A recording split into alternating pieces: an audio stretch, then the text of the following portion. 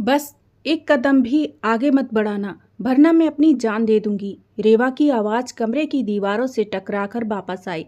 उसके हाथ में फूलों का एक भारी गजरा था, जिसे उसने अपनी कलाई से नोच कर फेंक दिया था। सुर्ख लाल जोड़ा, भारी लहंगे और माथे पर चमकती बिंदिया, सब कुछ किसी सजी हुई लाश जैसा लग रहा था। अगर आपने एक कदम भी मेरी तरफ बढ़ाया तो मैं अपनी जान दे दूंगी। मैं नफरत करती हूँ तुमसे और तुम्हारे नाम से।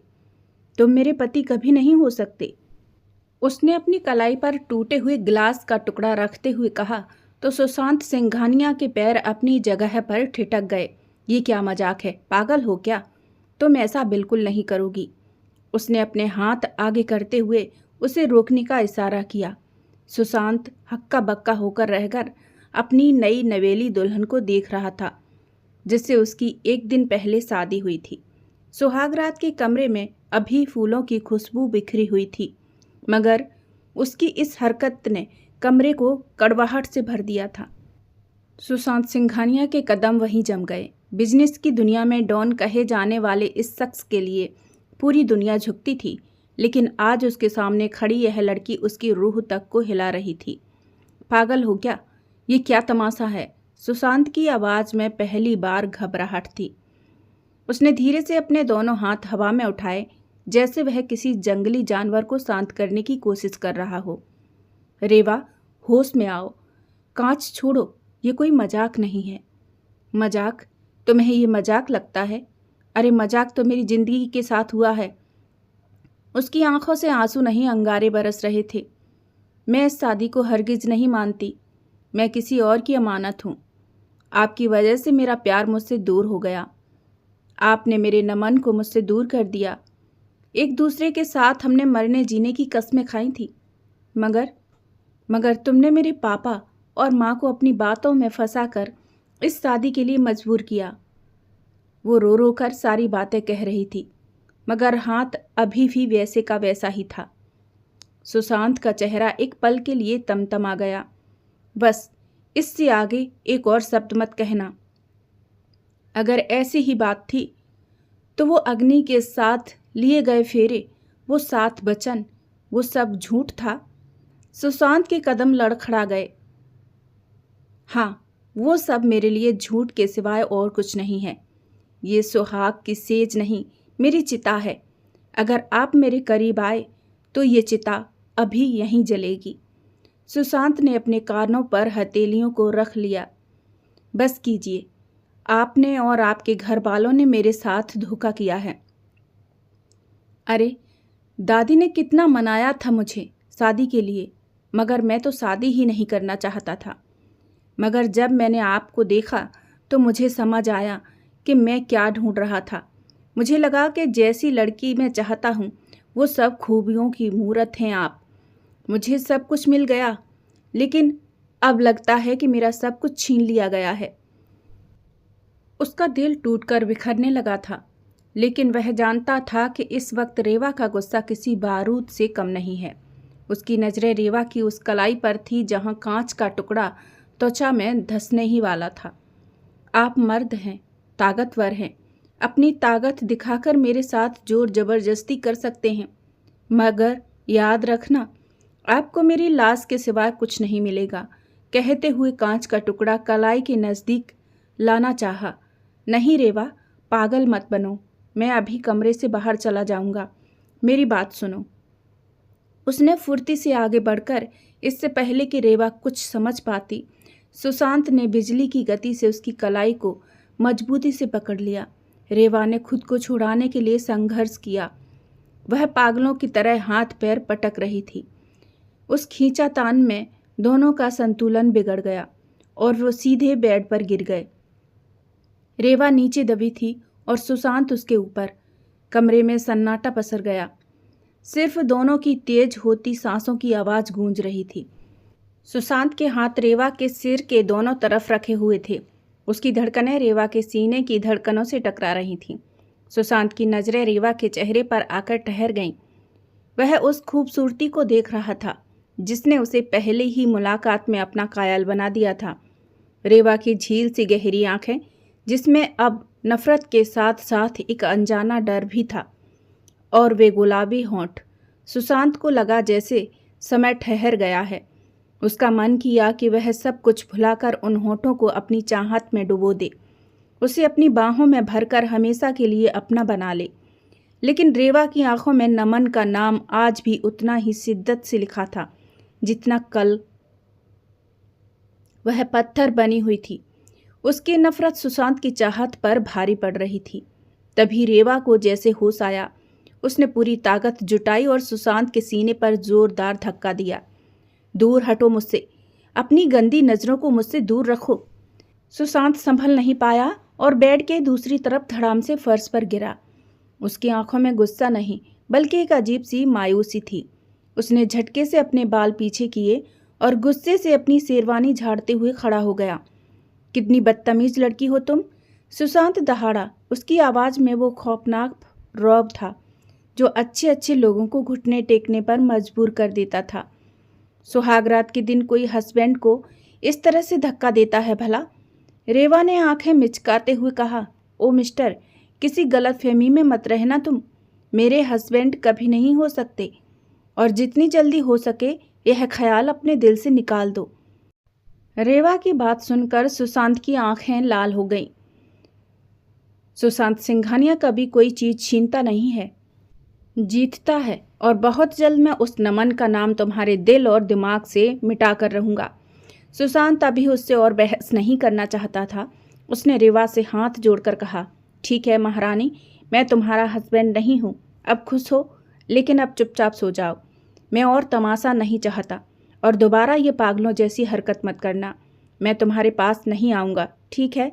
रेवा ने गुस्से वाला मुंह बनाया, सिर हाँ में हिलाया और बेड पर कंबल ओढ़ कर लेट गई। मैं बाहर लॉन में सोने जा रहा हूँ, सुशांत ने लगभग चिल्लाते हुए कहा। मगर रेवा पर कोई असर नहीं हुआ था। वो चुपचाप लेटी रही।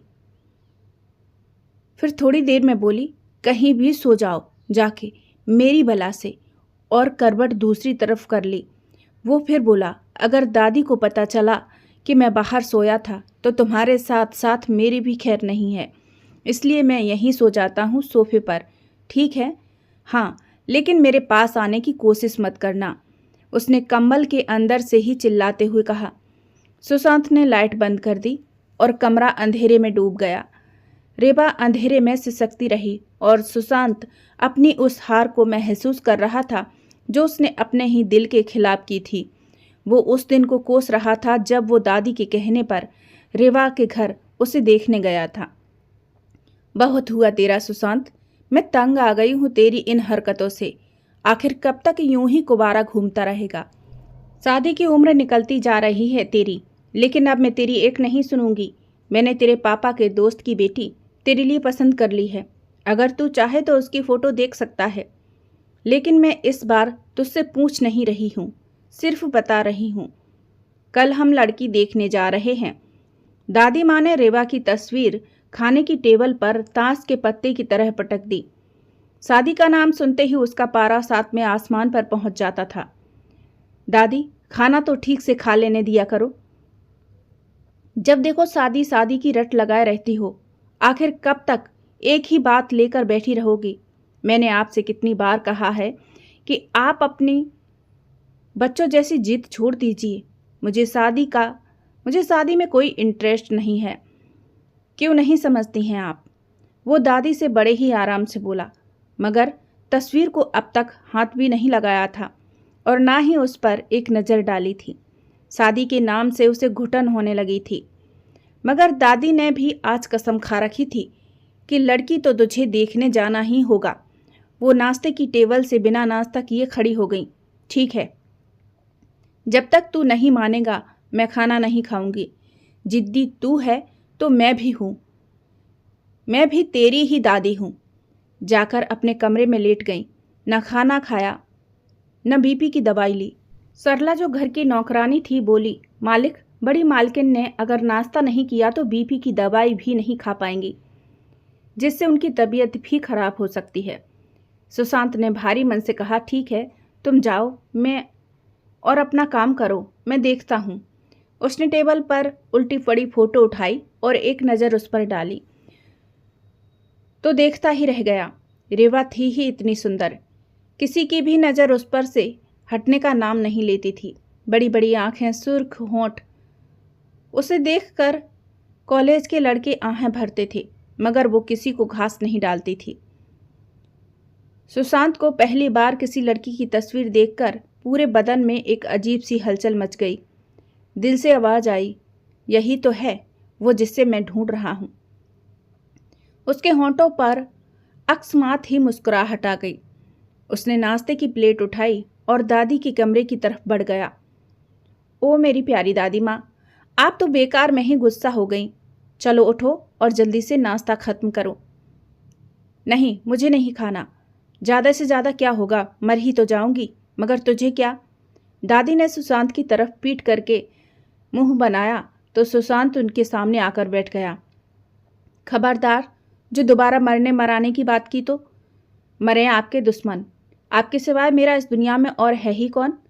उसने दादी के हाथों को चूम लिया तो दादी बोली, मैं खाना तभी खाऊंगी, पहले बता तू रेवा से शादी करेगा कि नहीं। उनकी आंखों में आंसू देखकर सुशांत का पत्थर दिल पसीज गया। उसने दादी के चेहरे को अपने दोनों हाथों के बीच थाम लिया। दादी, आप मेरे लिए सबसे पहले हैं। मैं सब कुछ सह सकता हूँ, मगर आपकी आंखों में आंसू नहीं देख सकता। आपकी खुशी के लिए मैं रेवा से शादी करूँगा। बस आप अभी नाश्ता कीजिए और बीपी की दवाई लीजिए। सुशांत ने जैसे ही शादी के लिए हाँ कहा तो दादी ने बच्चों की तरह नाश्ते की प्लेट उसके हाथ से ले ली। बस अब हुई ना सिंघानिया वाली बात। चल अब तू जल्दी से तैयार हो जा, हम आज ही वीरेन के घर चलते हैं तेरे और रेवा के रिश्ते की बात करने। मगर दादी माँ, इतनी जल्दी भी क्या है, कल चलते हैं ना। नहीं, मुझे तुझ पर बिल्कुल भी भरोसा नहीं है, कहीं तू फिर से नाम ना करने लगा। वो कहते ही है ना, कल करे सो आज कर, आज करे सो अब, इसलिए आज ही चलना है, वरना मैं। दादी आगे कुछ सुशांत ने बात बीच में ही काट दी। अच्छा अच्छा ठीक है, हम आज ही चलेंगे, अब खुश। दादी ने मुस्कुराकर कहा हाँ और नाश्ता करने लगी। ठीक है, मैं बीरेन को फ़ोन करके इस बारे में बता देती हूँ। नाश्ते के बाद दादी ने बीरेन को फ़ोन मिलाया तो फ़ोन रेवा ने उठाया। नमस्ते दादी माँ, मैं रेवा, कैसी हैं आप। रेवा की आवाज़ सुनकर दादी को बहुत ही खुशी हुई। बेटी, बीरेन कहाँ है, ज़रा उसे फ़ोन देना, कुछ ज़रूरी बात है। रेवा ने पीछे सोफे पर बैठे बीरेन की तरफ देखा। पापा, सिंघानिया मैंसन से दादी का फ़ोन है, आपसे कुछ ज़रूरी बात करना चाहती हैं। बीरेन ने अखबार एक तरफ रखा और रेवा के हाथ से फ़ोन ले लिया। नमस्ते माँ जी, कैसे याद आई इतने दिनों बाद इस गरीब बेटे की। अरे बीरेन, हम और सुशांत आज तेरे घर तेरी बेटी रेवा का हाथ मांगने आ रहे हैं, तुझे कोई आपत्ति तो नहीं है। शकुंतला जी की बात सुनकर जहाँ बीरेन खुशी से उछल गए, वहीं पास खड़ी रेवा के तो पैरों के नीचे से जमीन खिसक गई।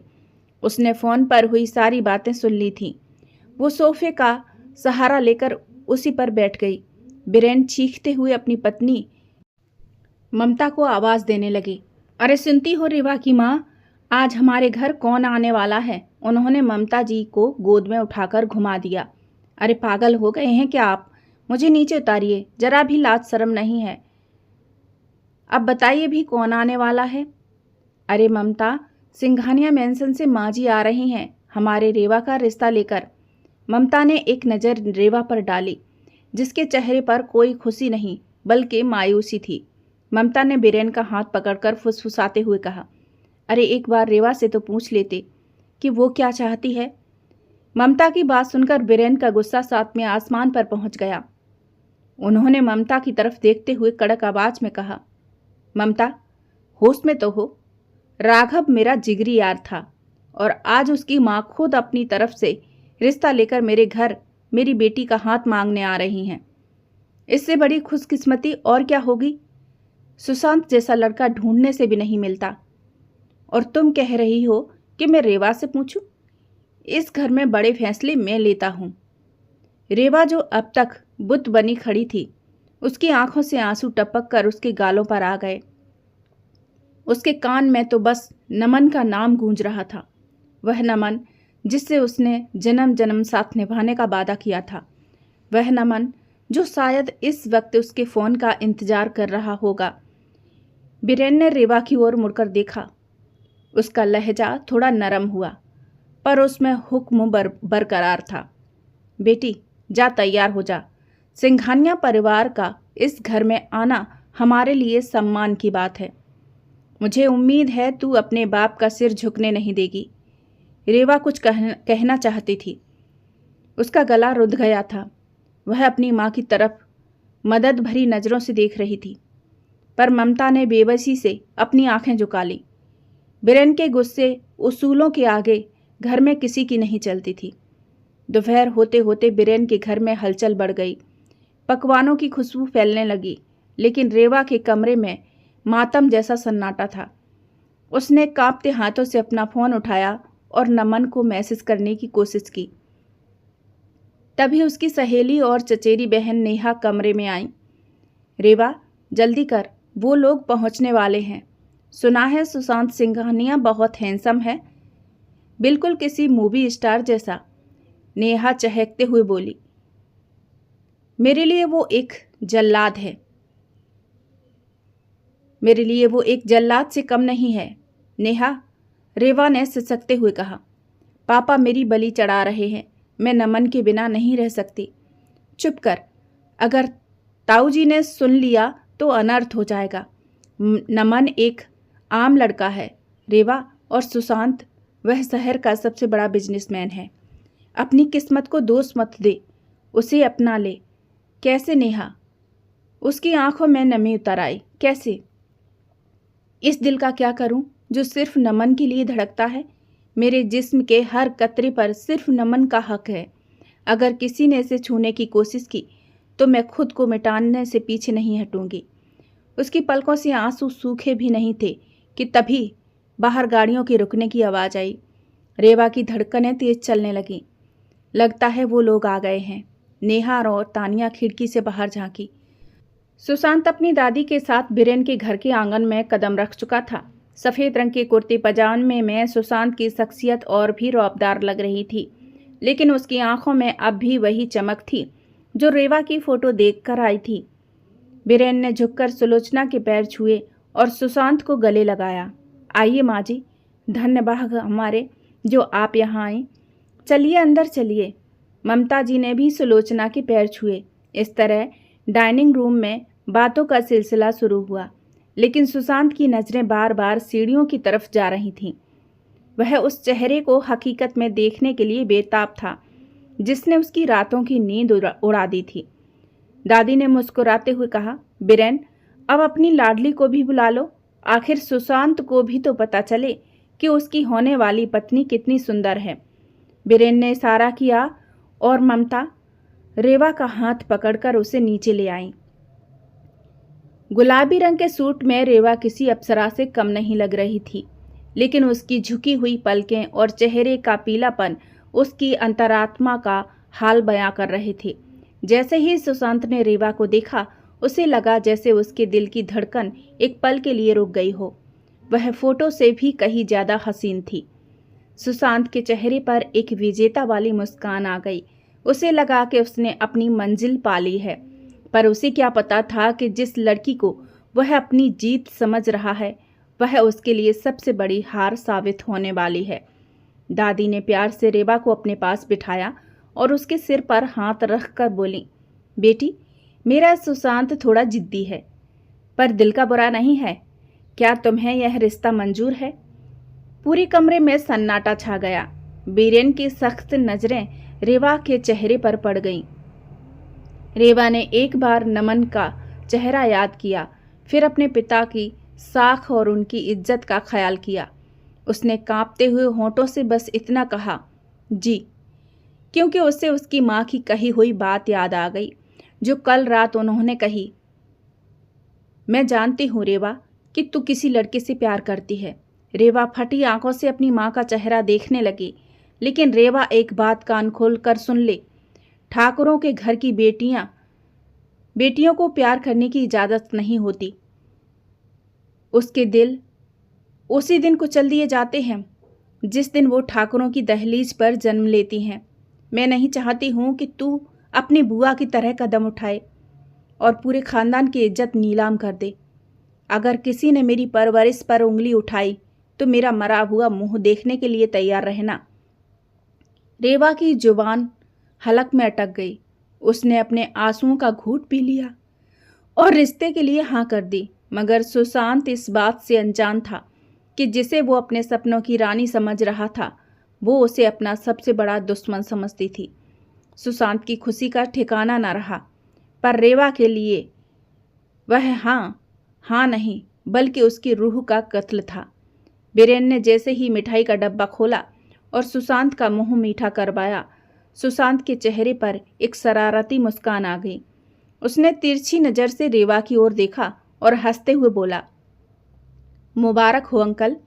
वैसे मुझे यकीन नहीं हो रहा कि ये वही रेवा है जो बचपन में हमेशा नाक बहाती घूमती थी और जरा जरा सी बात पर रोने लगती थी।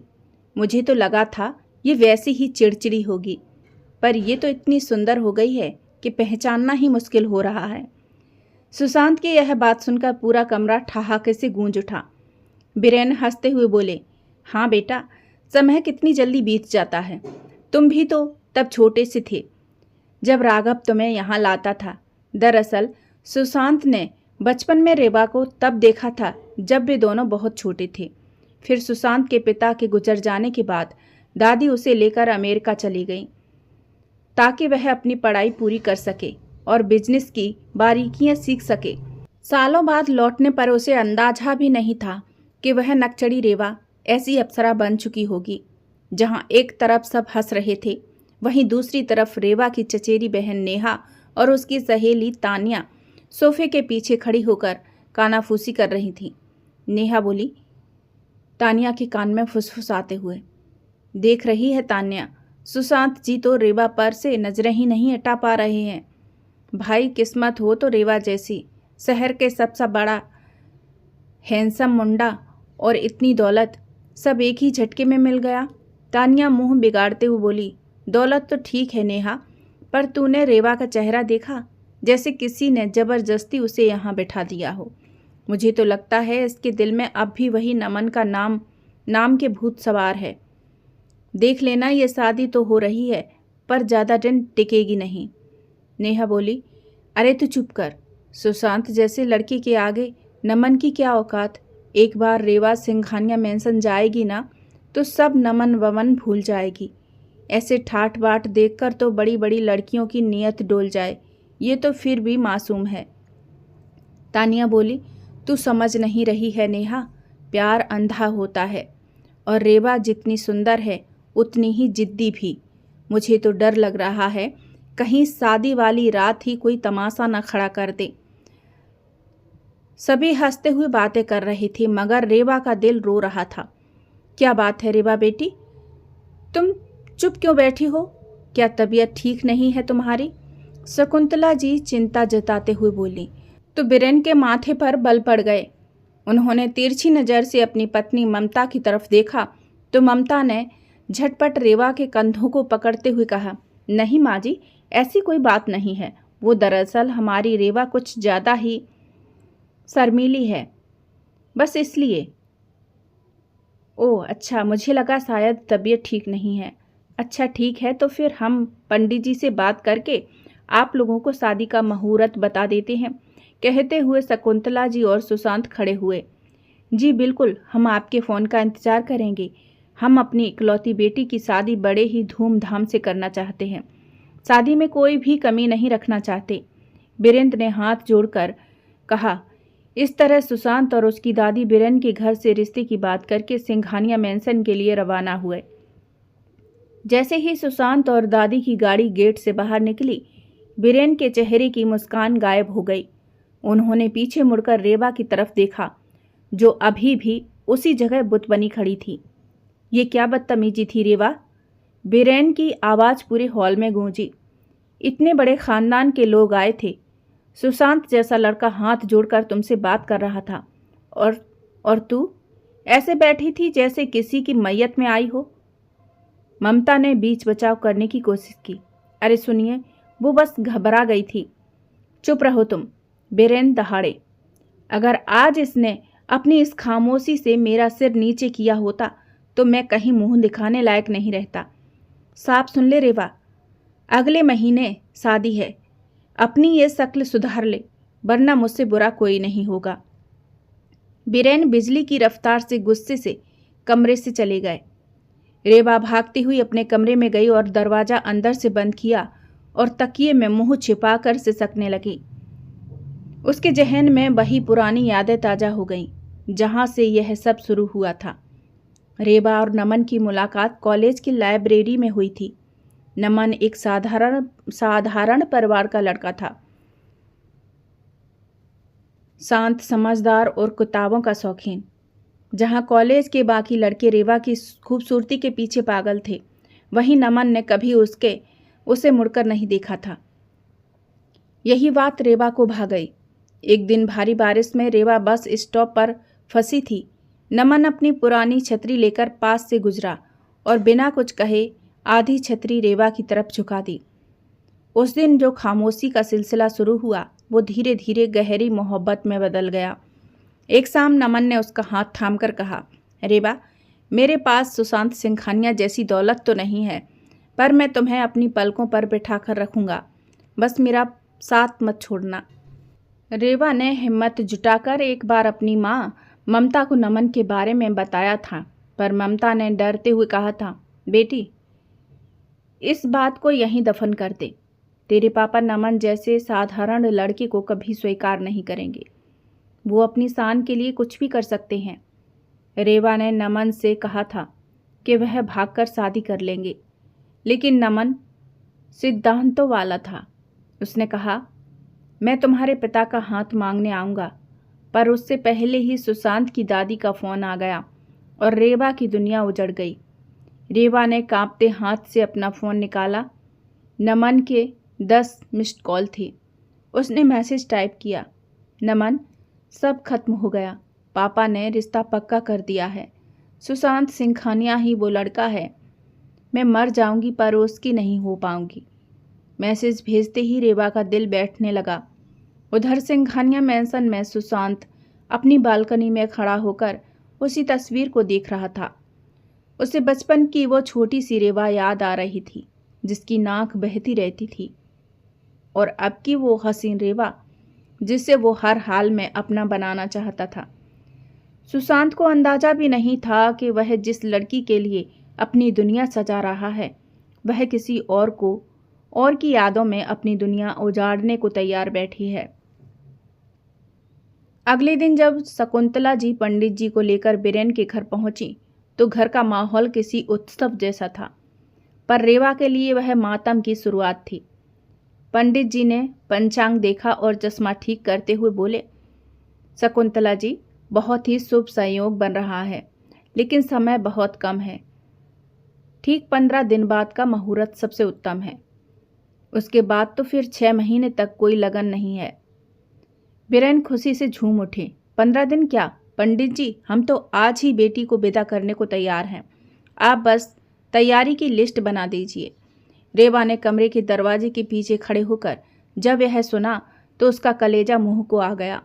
उसने तुरंत नमन को मैसेज किया, नमन, सिर्फ 15 दिन बचे हैं, कुछ करो वरना मैं अपनी जान दे दूंगी। आज शाम उसी पुराने पार्क में आ जाओ, मैं तुम्हारा इंतजार करूंगी। शाम को रेवा बहाने से घर से निकली और उस बेंच पर घंटों बैठी रही जहां नमन उसे कविताएं सुनाता था। सूरज ढल गया, अंधेरा छा गया, पर नमन नहीं आया। न उसका कोई कॉल आया, न मैसेज। रेवा को लगा जैसे नमन उसकी बेबसी देखकर डर कर पीछे हट गया है। देखते ही देखते 15 दिन बीत गए। नमन का कोई सुराग नहीं था। आज रेवा की शादी थी। पूरा घर फूलों और रोशनी से सजा हुआ था। शहनाइयाँ गूंज रही थीं, पर रेवा के कमरे में सन्नाटा था। पार्लर वाली लड़कियों ने उसे दुल्हन की तरह सजा दिया था। लाल जोड़ा, माथे पर भारी बिंदिया और गले में नौलखा हार। वह हकीकत में किसी परी जैसी लग रही थी। लेकिन उसकी आंखों में काजल की जगह सिर्फ आंसू थे। जैसे ही नेहा और तानिया उसे लेने आए, उसकी रूह कांप उठी। जब वह शादी का भारी लहंगा संभालते हुए मंडप की ओर बढ़ रही थी, उसकी नजरें भीड़ में पागलों की तरह सिर्फ एक चेहरे को ढूंढ रही थीं। कहाँ हो तुम नमन? देखो, तुम्हारी रेवा शादी की चिता पर लेटने जा रही है। एक बार आ जाओ नमन, मुझे यहाँ से ले जाओ। रेवा के मन की ये चीखें उसके हलक में ही दफन थीं। उसकी आंखों में आंसू तैर रहे थे, जिन्हें वह पलकें झपकाकर गिरने से रोक रही थी, क्योंकि उसके पिता की इज्जत का सवाल था। सुशांत शेरवानी पहने, चेहरे पर मुस्कान लिए मंडप में बैठा था। जैसे ही उसने रेवा को आते देखा, वह मंत्र मुग्ध रह गया।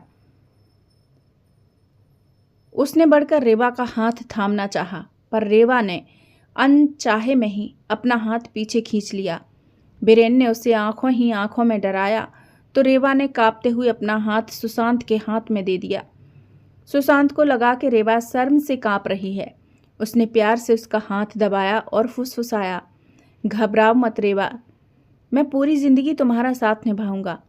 रेवा का मन किया कि वह वहीं चिल्लाकर कह दे कि उसे उसका साथ नहीं बल्कि नमन की नफरत भी मंजूर है। लेकिन अग्नि के फेरे शुरू हो गए। हर फेरे के साथ नमन की यादें धुंधली होने लगीं और सुशांत का नाम उसके नाम के साथ जुड़ने लगा। सिंदूरदान के समय जब सुशांत ने उसकी मांग भरी तो रेवा ने अपनी आंखें मूंद ली। उसे लगा जैसे उसकी जिंदगी का सूरज हमेशा के लिए डूब गया है। वह अब सुशांत की पत्नी बन चुकी थी, पर उसका दिल अब भी उसी पुराने पार्क की बेंच पर नमन का इंतजार कर रहा था। शादी संपन्न हुई। पंडित जी की आवाज़ से रेवा अपने ख्यालों से बाहर आई। उसे तो नमन के साथ बिताए हुए पल याद आ रहे थे। दादी और रेवा के मम्मी पापा ने उन दोनों पर फूल बरसाए, मगर रेवा के लिए वह किसी अंगारों से कम नहीं थे। तभी तानिया ने उसके हाथ में एक कागज़ का टुकड़ा पकड़ाते हुए कान में फुसफुसाते हुए कहा, ये नमन की चिट्ठी है रेवा। रेवा ने माँ से कहा, माँ, मुझे अपने कमरे में कुछ ज़रूरी सामान लेना है, क्या मैं ऊपर जा सकती हूँ? ममता जी ने कहा, ठीक है, जल्दी आना, विदाई का शुभ मुहूर्त बीता जा रहा है। रेवा के पैरों में जैसे बिजली की फुर्ती आ गई थी। वह फटाफट ऊपर गई और कमरा बंद करके नमन का दिया हुआ लेटर पढ़ने लगी। लेटर पढ़ते हुए शब्दों के साथ साथ रेवा की आंखों में सुशांत के लिए नफरत और बढ़ती जा रही थी। लेटर पूरा पढ़ने के बाद रेवा ने उस लेटर को अपनी मुट्ठी में दबोच लिया और दांत पीसते हुए बोली, सुशांत सिंघानिया, तुमने मेरे साथ जो भी किया उसे भी मैं कभी नहीं भूलूंगी। मैं सिर्फ तुमसे नफरत करती हूँ। तुम अपने साथ रेवा को नहीं, उसकी लाश को ले जा रहे हो, और एक लाश से तुम्हें कुछ भी हासिल नहीं होगा। नेहा ने आकर दरवाज़ा खटखटाया। रेवा, जल्दी नीचे चलो, ताई जी बुला रही हैं, विदाई का समय हो रहा है। रेवा ने अपने आंसू पोंछे और नेहा के साथ नीचे आ गई। रेवा ने चावलों को दोनों हाथों में भरा और पीछे फेंक दिया।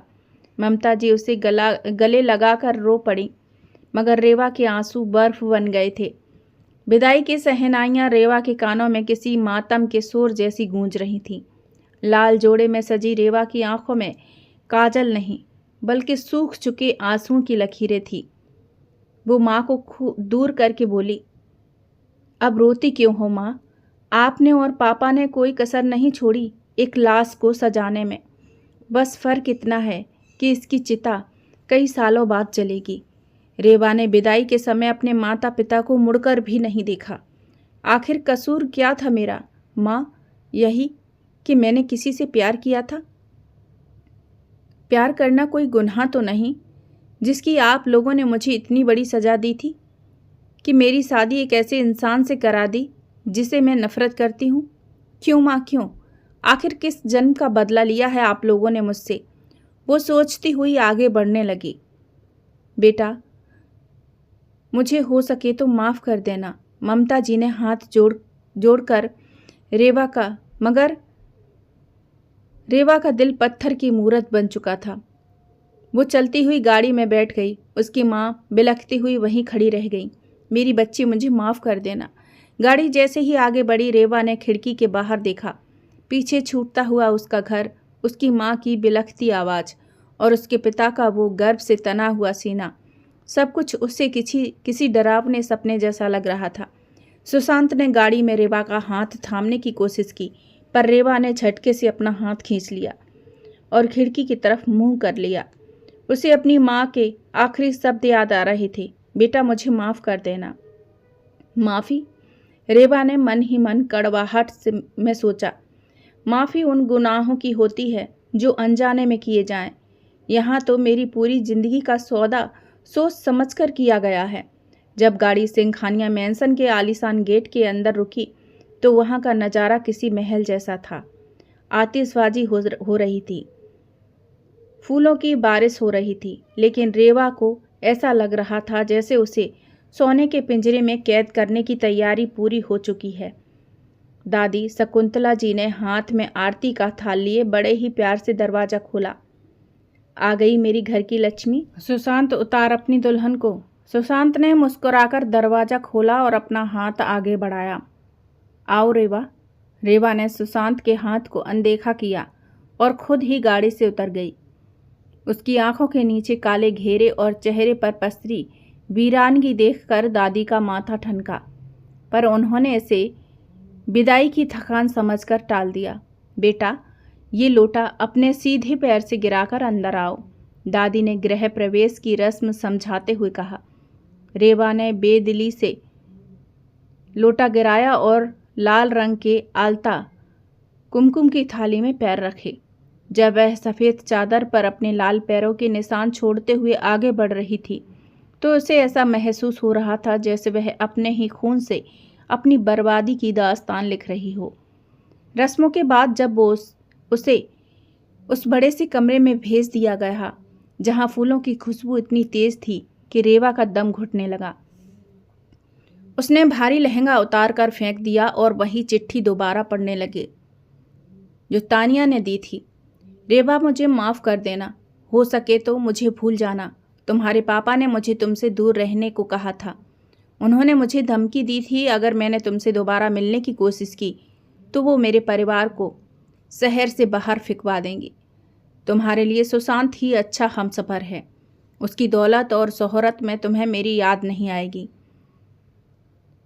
मैं ठहरा गरीब, तुम्हें वो सब नहीं दे पाता जो सुशांत दे सकता है।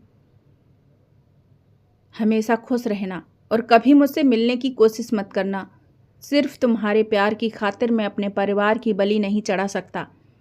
सिर्फ अपने परिवार का बेटा नमन। उसने वो कागज़ का टुकड़ा कसकर अपनी मुट्ठी में भींच लिया। तभी सुशांत कमरे में दाखिल हुआ। उसने दरवाज़ा बंद किया और एक गहरी सांस ली।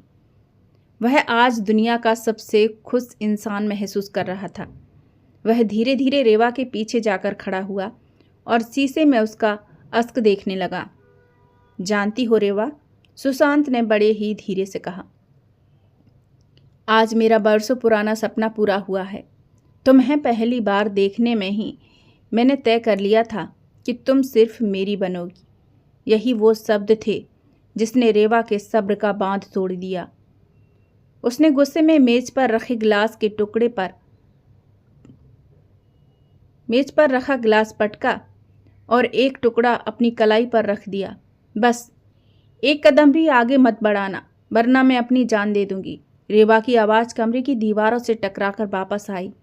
उसके हाथ में फूलों का एक भारी गजरा था जिसे उसने अपनी कलाई से नोच कर फेंक दिया था।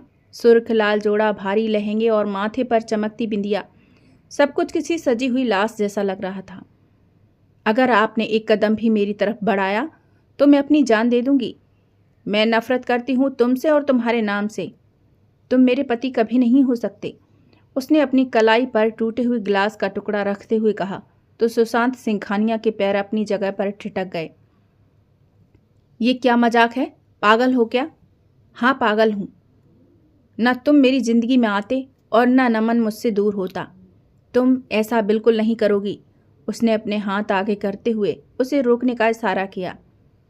सुशांत हक्का बक्का होकर अपनी नई नबेली दुल्हन को देख रहा था जिससे उसकी एक दिन पहले ही शादी हुई थी। सुहाग रात के कमरे में अभी फूलों की खुशबू बिखरी हुई थी। मगर उसकी इस हरकत ने कमरे को कड़वाहट से भर दिया था। सुशांत सिंघानिया के कदम वहीं जम गए। बिजनेस की दुनिया में डॉन कहे जाने वाला इस शख्स के लिए पूरी दुनिया झुकती थी, लेकिन आज उसके सामने खड़ी थी यह लड़की उसकी रूह तक को हिला रही थी। पागल हो क्या तुम? ये क्या तमाशा है? सुशांत की आवाज़ में पहली बार घबराहट थी। उसने धीरे से अपने दोनों हाथ हवा में उठाए, जैसे वह किसी जंगली जानवर को शांत करने की कोशिश कर रहा हो। रेवा, होश में आओ, कांच छोड़ो, ये कोई मजाक नहीं है। मजाक?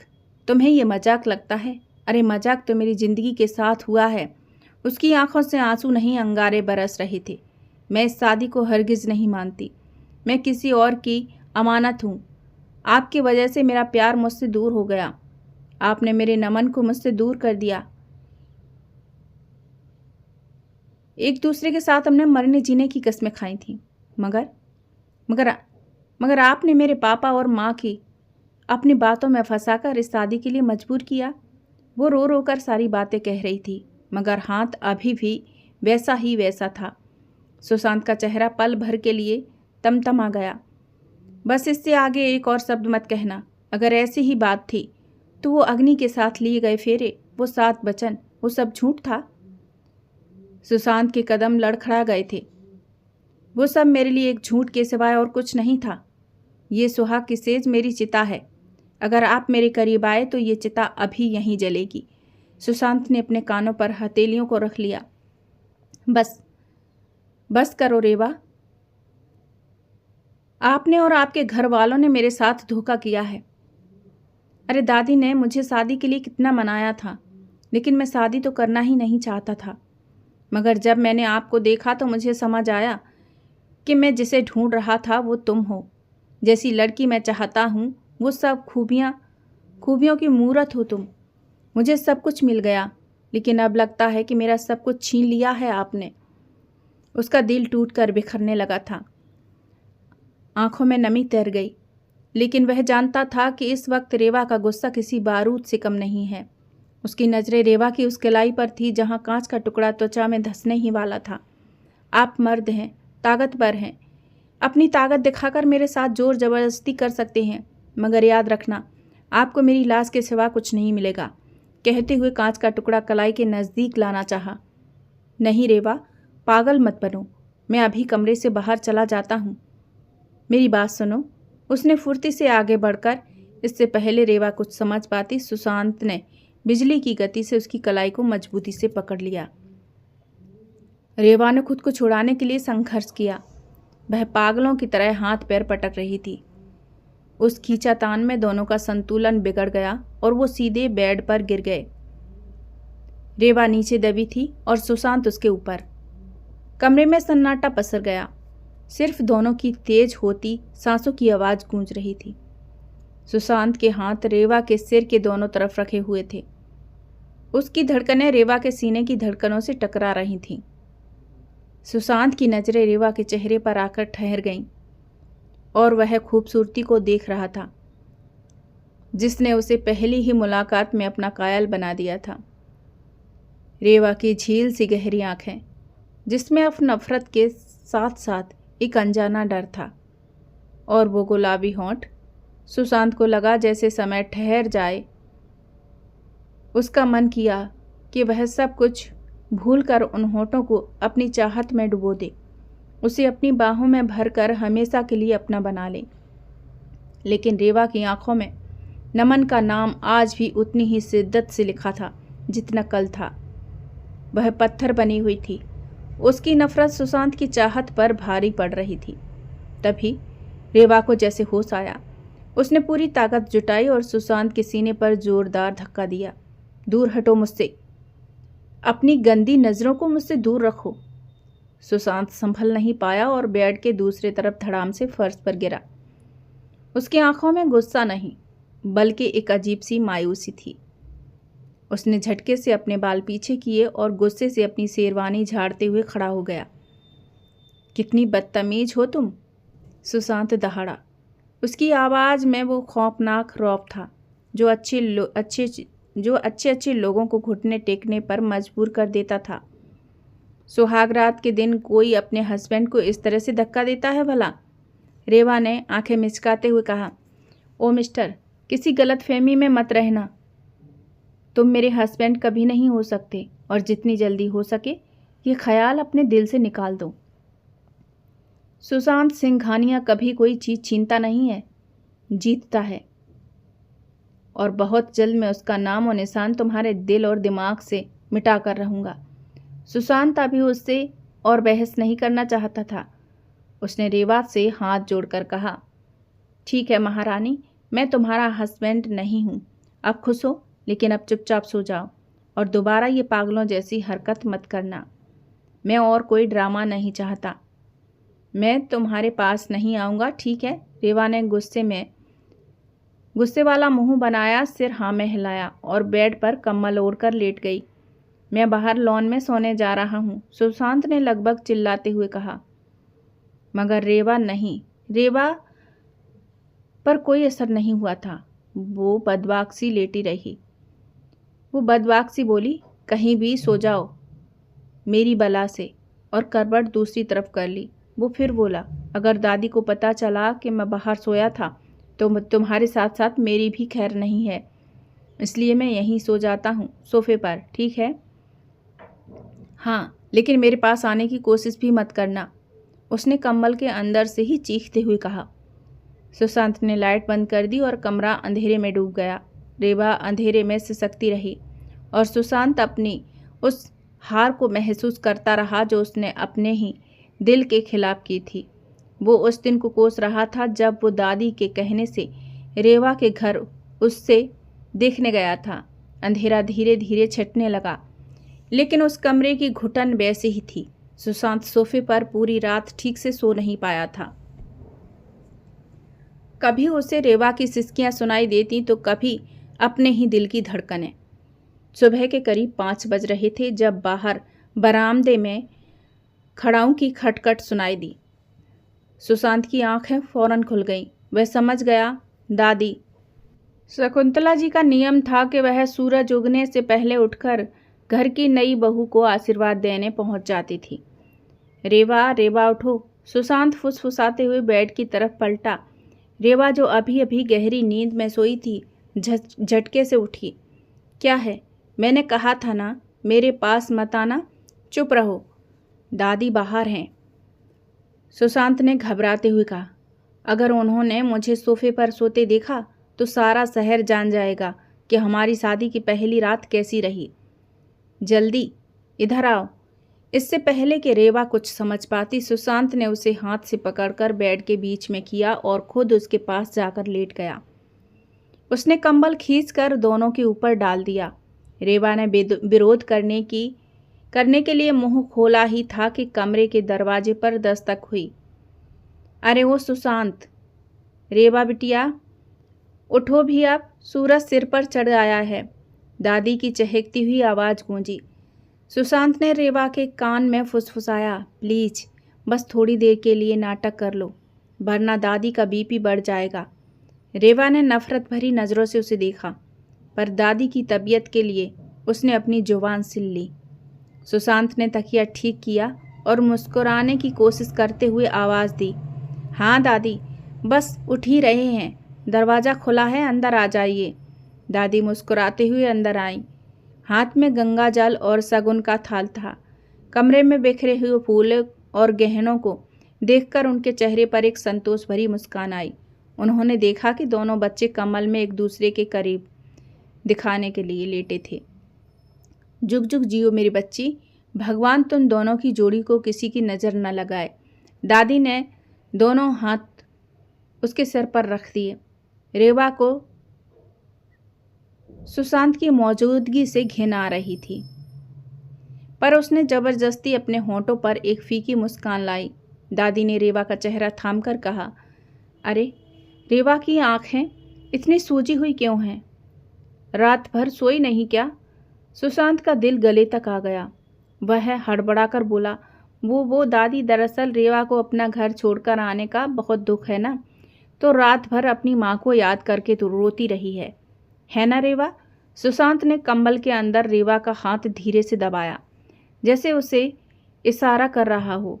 रेवा ने अपना हाथ झटके से छुड़ाया और धीरे से कहा, जी दादी, घर की याद आ रही थी।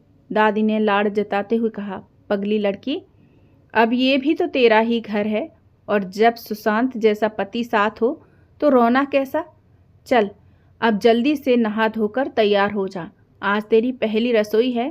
पूरा खानदान तेरा बनाया हुआ हलवा खाने के लिए बेताब है।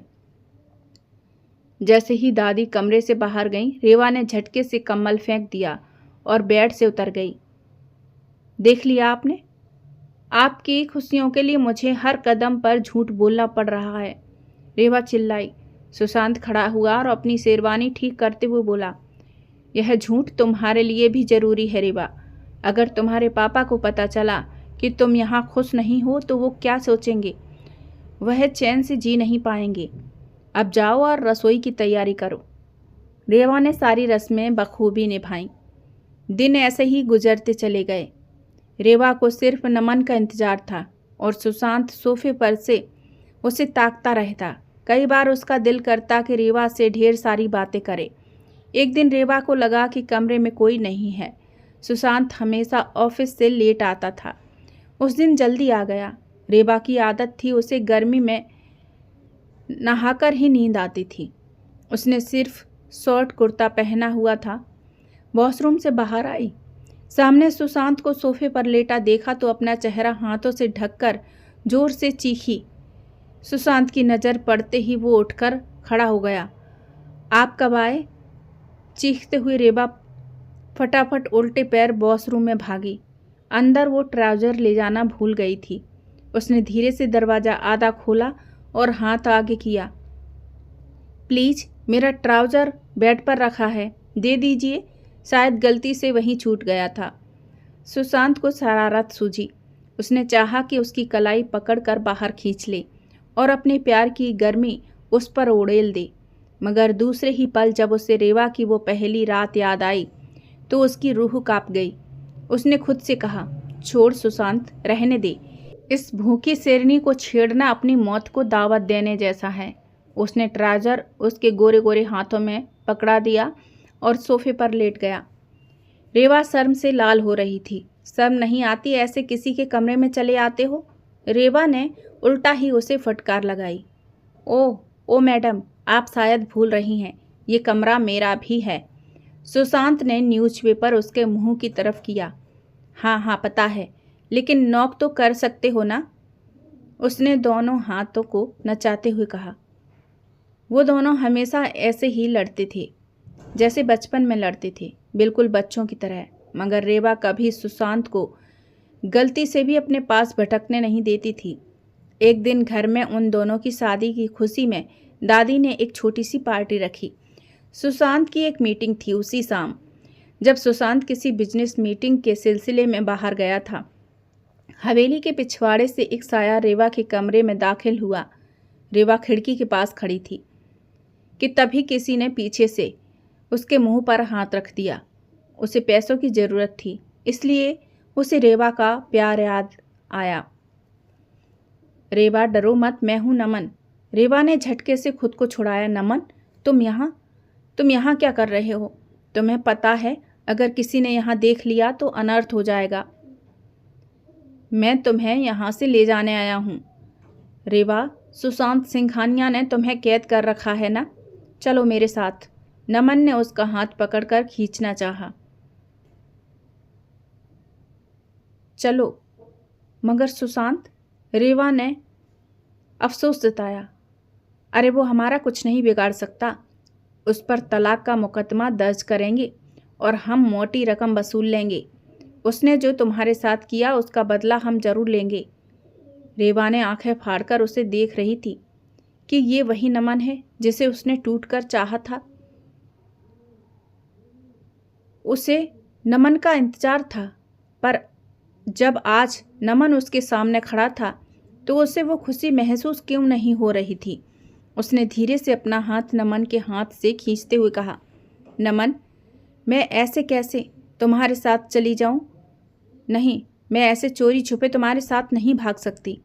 सिंघानिया खानदान और अपने माता पिता की इज्जत नीलाम नहीं कर सकती। नमन ने धीमी आवाज में कहा। तो क्या तुम अब मुझसे प्यार नहीं करती? तुमने ही तो कहा था कि हम भागकर शादी कर लेते हैं, मगर अब क्या हुआ? लगता है तुम भी सुशांत की दौलत देखकर बदल गई हो। नहीं नमन, ऐसा नहीं है। मैंने हमेशा तुम्हें ही चाहा है। मगर वो कहते कहते रुक गई। मगर क्या रेवा? उसने पूछा।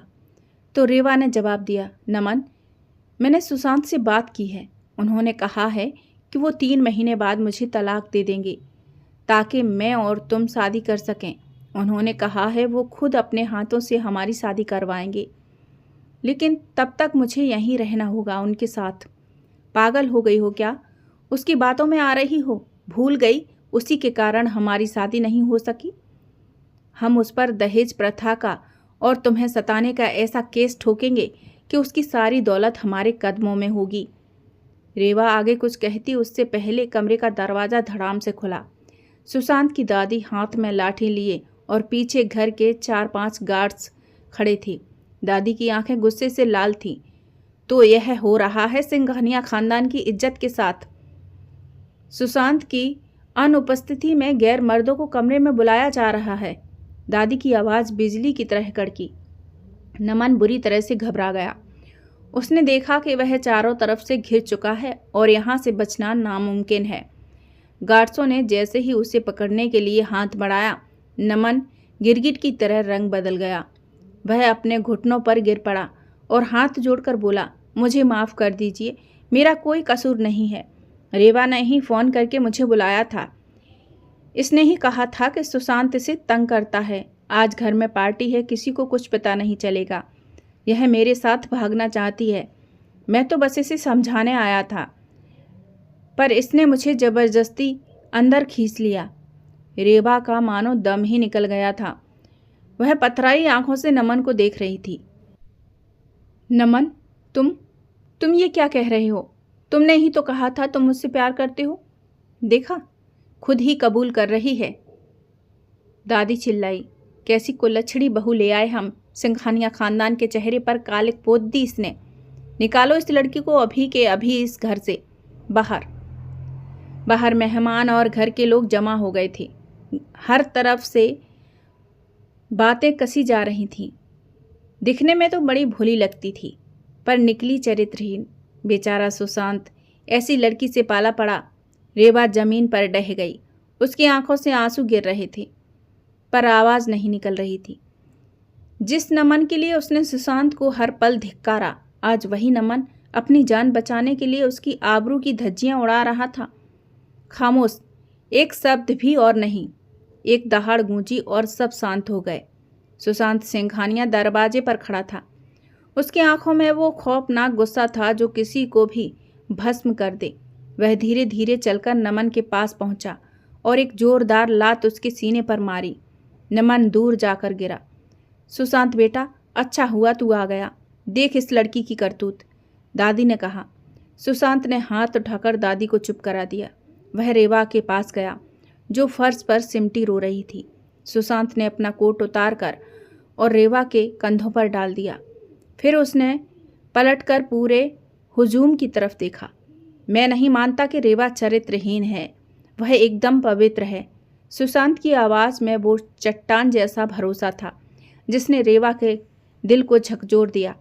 पर सुशांत, इस लड़की ने खुद कहा है, दादी ने टोकना चाहा। दादी, सुशांत चिल्लाया, यह लड़का क्या कह रहा है उससे मुझे कोई फर्क नहीं पड़ता।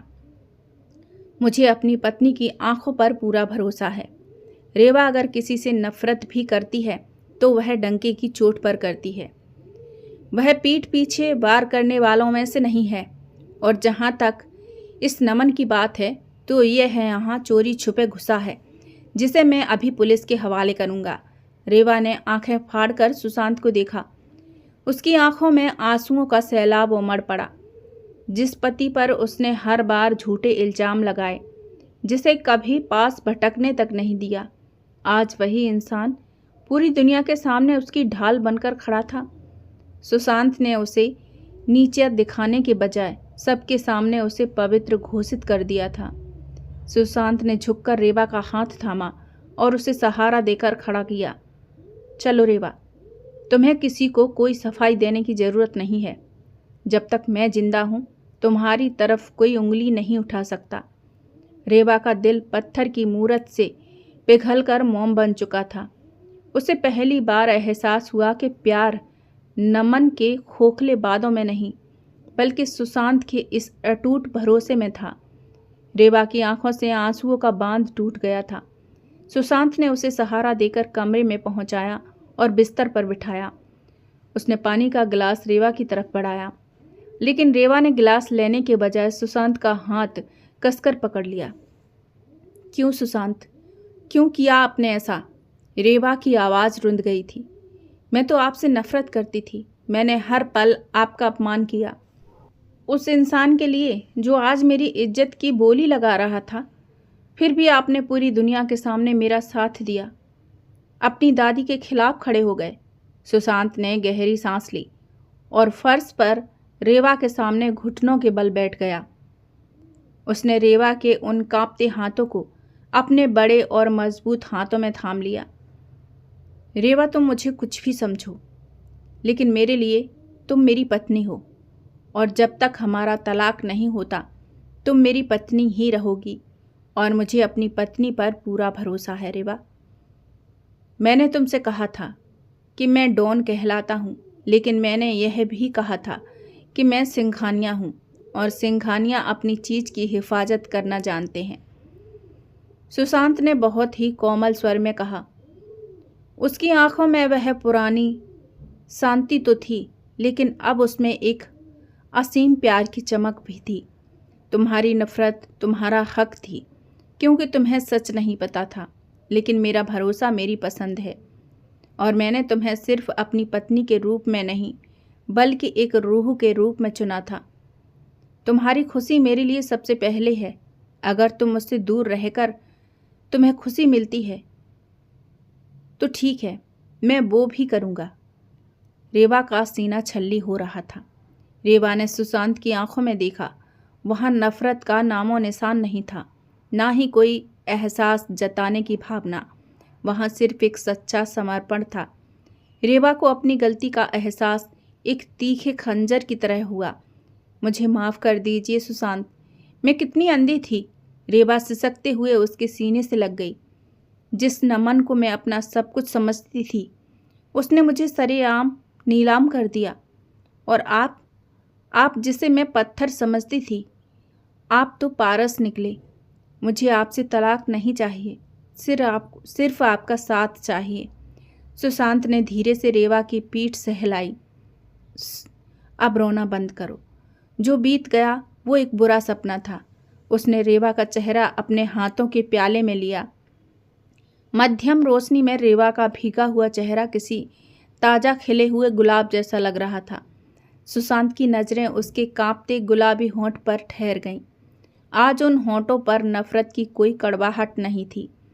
सुशांत धीरे धीरे उसके करीब झुका। रेवा ने अपनी आंखें मूंद लीं। यह डर से नहीं बल्कि एक नए एहसास की चाहत में था। सुशांत की गर्म सांसें रेवा के चेहरे पर महसूस हो रही थीं। उसने बहुत ही नजाकत से रेवा के माथे को चूमा, फिर उसकी दोनों बंद आँखों को और अंत में उसके लबों पर अपने लब रख दिए। यह एक ऐसा चुंबन था जिसमें सालों का इंतजार, ढेर सारा दर्द और अब एक नई शुरुआत की मिठास थी। रेवा ने अपनी बाहें सुशांत के गले में डाल दीं और उसे खुद में समेट लिया। आज सुहाग रात की वो अधूरी रात पूरी हो रही थी। फूलों की खुशबू अब कड़वाहट नहीं बल्कि रोमांस की महक दे रही थी। सुशांत ने उसे अपनी बाहों में उठाकर बिस्तर पर लिटाया। आज से तुम सिर्फ रेवा नहीं, मेरी धड़कन हो, उसने फुसफुसाते हुए उसके कान के पास कहा। रात गहरी हो चली थी और सुशांत सिंघानिया की दुनिया अब पूरी तरह से बदल चुकी थी। जो रिश्ता एक नफरत से शुरू हुआ था वह अब एक अटूट प्यार बन चुका था। नमन के जाने के बाद सिंघानिया हवेली के ऊपर छाए काले बादल पूरी तरह से छट चुके थे। दादी जो अब तक रेवा के चरित्र पर संदेह कर रही थीं, सुशांत के उस अटूट विश्वास को देखकर अंदर तक हिल गई थीं। उन्हें अपनी गलती का एहसास हुआ और उनकी आंखों में पश्चाताप के आंसू थे। दादी धीरे से रेवा के पास आईं और उसके दोनों हाथ अपने हाथों में लेकर बोली, मुझे माफ़ कर देना बहू, मेरी बुद्धि पर पत्थर पड़ गए थे जो मैं हीरा छोड़कर उस कांच के टुकड़े की बात पर यकीन कर बैठी। पर अब यह सब भूल जाओ, मेरी सारी गलतफहमी दूर हो गई है और अब मैं चाहती हूँ कि इस घर की रौनक और बढ़े। अब जल्दी से इस घर का चिराग मेरी गोदी में डाल दे रेवा, ताकि मैं अपनी बाकी की उम्र अपने पोते के वंश के साथ खुशी खुशी गुजार सकूं। दादी की बात सुनकर रेवा शर्म से लाल हो गई और उसने नजरें झुका लीं। सुशांत ने मुस्कुराते हुए रेवा की तरफ देखा। उसकी आंखों में एक अलग ही शरारत और सुकून था। तभी रेवा के माता पिता भी वहां पहुंच गए। अपनी मां ममता जी को देखकर ही रेवा दौड़कर उसके गले लग गई। ममता जी की आंखों में ममता के आंसू बह रहे थे। माँ, मुझे माफ़ कर दीजिए, रेवा फूट फूट कर रोने लगी। मैं कितनी नासमझ थी कि आप लोगों के फैसले को नफ़रत का नाम दिया। अपनी जिद में मैं अंधेरी राह पर चल रही थी। सच है माँ, माँ बाप अपने बच्चों के लिए हमेशा अच्छा ही सोचते हैं। आपने मुझे सुशांत जैसा जीवन साथी दिया, इसके लिए मैं आपकी और पापा की उम्र भर शुक्रगुजार रहूँगी। ममता जी ने रेवा का चेहरा चूम लिया और भावुक होकर बोली, बेटा, एक माँ का दिल हमेशा अपने बच्ची के लिए दुआ ही करता है। हमें बस तुम्हारी खुशी चाहिए थी और आज सुशांत के भरोसे ने साबित कर दिया कि तुम दुनिया की सबसे सुरक्षित बाहों में हो। रात ढल चुकी थी।